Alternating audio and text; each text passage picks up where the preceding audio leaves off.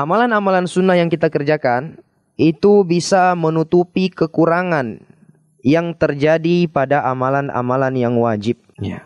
Karena amalan-amalan sunnah itu akan menutupi kekurangan-kekurangan yang terjadi di dalam amalan-amalan wajib. Jadi apabila kita ada kekurangan di dalam melakukan sholat wajib, maka yang akan menutupinya adalah sholat sunnah. Apabila ada kekurangan kita lakukan di dalam puasa wajib, maka yang akan menutupinya adalah puasa sunnah. Demikian selanjutnya. Amalan-amalan sunnah itu akan menutup, menempel kekurangan yang terdapat di dalam amalan-amalan wajib.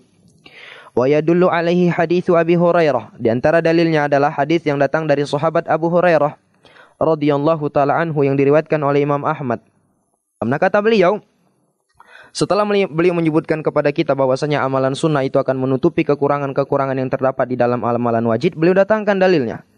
Hadis yang datang dari Abu Hurairah radhiyallahu taala an, kalau seandainya ada dari amalan-amalan wajibnya yang kurang, maka Allah Subhanahu wa taala pun berfirman, "Lihatlah, apakah hambaku ini memiliki amalan-amalan sunnah sehingga kata Nabi kekurangan-kekurangan yang terjadi pada amalan wajib tadi pun disempurnakan dengan amalan-amalan tatawwu', amalan-amalan sunnah yang